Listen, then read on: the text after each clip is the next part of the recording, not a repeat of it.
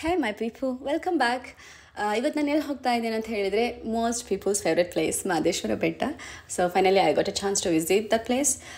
ನಾನು ಇದು ಪ್ಲ್ಯಾನ್ ಮಾಡಿರಲಿಲ್ಲ, ನನಗೆ ಪರಿಚಯ ಇರೋರು ಬಂದು ಸೊ ನಾನು ನಾಳೆ ಹೋಗ್ತಾ ಇದ್ದೀವಿ ಬರ್ತೀರಾ ಅಂತ ಕೇಳಿದ್ರು. So I was like okay ಅಂತ ಹೇಳಿ ಬ್ಯಾಗ್ ತೊಗೊಂಡು ರೆಡಿಯಾಗಿ ಬಂದುಬಿಟ್ಟೆ.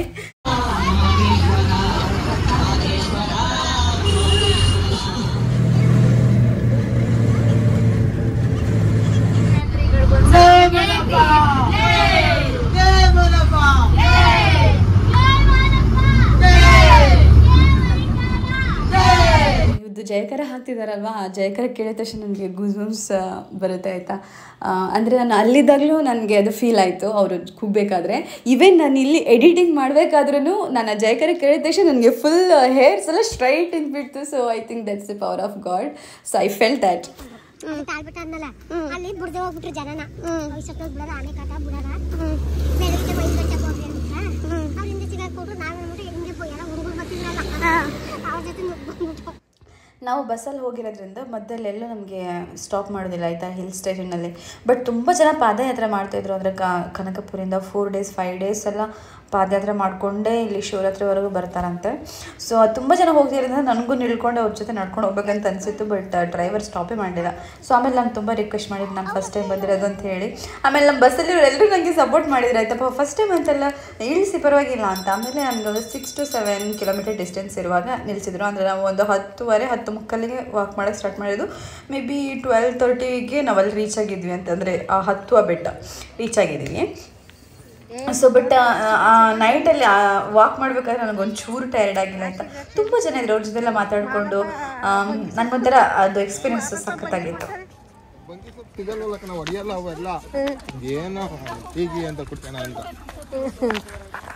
ಅಲ್ಲಿ ನಾವು ಎಷ್ಟೋ ಬೆಟ್ಟ ಹತ್ತಿದ ಮೇಲೆ 3 ಬೆಟ್ಟ ಇಳಿಬೇಕಂತೆ. ಸೊ ನಾವು ಅಷ್ಟು ಬೆಟ್ಟ ಹತ್ಕೊಂಡು ಬಂದಾಯ್ತಂದು. ಅಷ್ಟೇ ನಾನು ಹತ್ತಲಿಲ್ಲ, ನಾನು 6 to 7 kilometers ವಾಕ್ ಮಾಡಿದೆ ಅಷ್ಟೇ.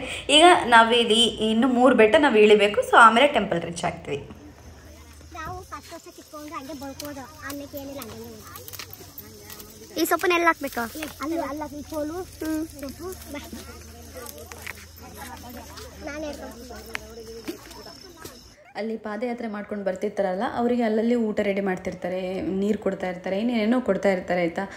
ನಾವು ಈ ಜಾಗಕ್ಕೆ ಬರಬೇಕಾದ್ರೆ ಆಲ್ಮೋಸ್ಟ್ ಲೈಕ್ 12:30 12:40 ಆಗಿತ್ತು. ಸೊ ಇಲ್ಲಿ ಊಟ ಕೊಡ್ತಾಯಿದ್ರು. ಸೊ ನಾವಿಲ್ಲಿ ಊಟ ಮಾಡಿ ಮತ್ತೆ ಇಳ್ಕೊಂಡು ಹೋಗಬೇಕು. ಟೆಂಪಲ್ ರೀಚ್ ಆಗಿ ನಾವು ಮತ್ತೆ ಬೆಟ್ಟ ಇಳಿಬೇಕು. ಮತ್ತು ಏನಂತ ಹೇಳಿದರೆ ನನಗೆ ಅಷ್ಟು ಹೊತ್ತಾದರೂ ಸಹ ನನಗೆ ಸುಸ್ತೂ ಆಗಿಲ್ಲ, ಹಸಿವು ಸಹ ಆಗಿಲ್ಲ ಆಯಿತಾ. ಹೌದಾ, ನೆನ್ನೆ ಅಲ್ಲ ಇನ್ನು ಅವು ಅಲ್ಲವರೆಲ್ಲ ತಾಳ್ಬಿಟ್ಟ ಅಲ್ಲೆಲ್ಲ ಆನೂರು ಅಲ್ಲೆಲ್ಲ ಮಂದಿದ್ರಲ್ಲ, ಇಲ್ಲೇ ಹೋಗೆಲ್ಲ ಸೊಪ್ಪು ಹಾಕ್ತಿದ್ರು. ಸೊಪ್ಪು ಹಾಕೋದಂದ್ರೆ ಈಗ ತಗೊಬಂದಿರೋದಾ? ಓಕೆ.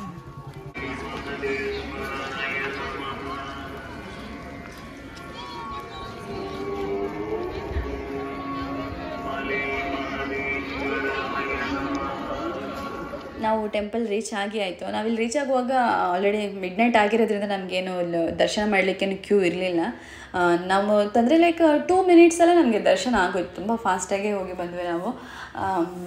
ಮತ್ತು ನಾನು ಇಲ್ಲಿಗೆ ಆ್ಯಕ್ಚುಲಿ ಬೇರೆ ಬೇರೆ ಊರಿಂದೆಲ್ಲ 4 days 5 days ಎಲ್ಲ ಪಾದಯಾತ್ರೆ ಮಾಡ್ಕೊಂಡು ಬರ್ತದ್ದು. ಚಪ್ಪಲಿ ಎಲ್ಲ ಏನು ಹಾಕೋದಿಲ್ಲ, ಅದೇ ಥರ ಬರೀ ಕಾಲೆಲ್ಲ ನಡ್ಕೊಂಡು ಶಿವರಾತ್ರಿಗೆ ಇಲ್ಲಿಗೆ ಬರೋ ಥರ ಪಾದಯಾತ್ರೆ ಮಾಡ್ಕೊಂಡು ಬರ್ತಾರಂತೆ.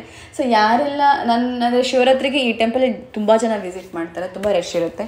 ಸೊ ಯಾರೆಲ್ಲ ಶಿವರಾತ್ರಿಗೆ ಇಲ್ಲಿ ಬರಬೇಕಂತ ಅಂದ್ಕೊಂಡಿದ್ರೆ ಬಟ್ ಬರೋಕ್ಕಾಗಿಲ್ಲ, ಬೇಜಾರು ಮಾಡ್ಕೊಬಿಡಿ. ನಾನು ನಿಮಗೆ ತೋರಿಸ್ತೀನಿ ಈ ವರ್ಷದ ಶಿವರಾತ್ರಿ ಹೇಗಿತ್ತು ಅಲ್ಲಿ ಅಂತೇಳಿ. ನಾನು ಶಿವರಾತ್ರಿಗೆ ಹೋಗಿರೋದಕ್ಕೆ ಮುಂಚೆನೇ ಹೋಗಿದ್ದೆ. ಬಟ್ ಆದರೆ ನಿಮಗೆ ದೇವ್ರ ದರ್ಶನ ನನಗೆ ಮಾಡ್ಸೋಕ್ಕಾಗಲ್ಲ, ಯಾಕಂದ್ರೆ ನನಗೆ ಅಲ್ಲಿ ಮೊಬೈಲ್ ಯೂಸ್ ಮಾಡಲಿಕ್ಕಿರಲಿಲ್ಲ. ಸೊ ಬಟ್ ಟೆಂಪಲ್ಸ್ ಅಂತ ನಾನು ನಿಮಗೆ ತೋರಿಸ್ತೀನಿ.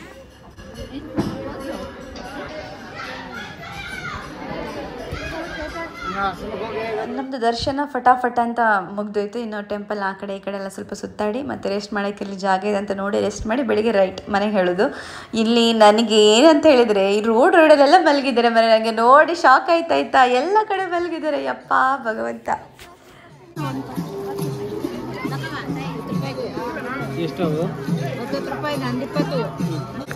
ಇದು ಓಪನ್ ಮಾಡ್ಕೊಳ್ಳಿ. ಹಾಂ,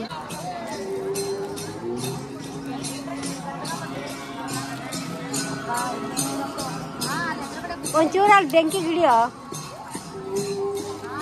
ಅದಕ್ಕೆ ಹಾಕ್ಬೇಕಂತಿದ್ನ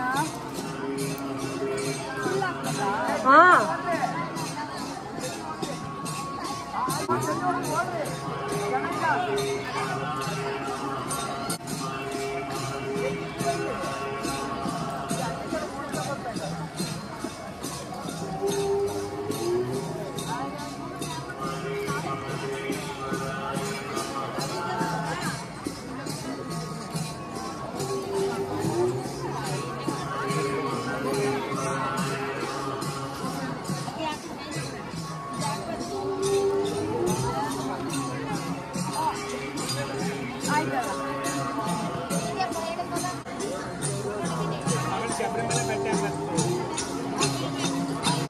ಥ್ಯಾಂಕ್ಸ್ ಫಾರ್ ವಾಚಿಂಗ್. ಮತ್ತೆ ಸಿಗುವ ನೆಕ್ಸ್ಟ್ ವ್ಲಾಗಲ್ಲಿ. Happy Shivaratri for everyone. God bless you.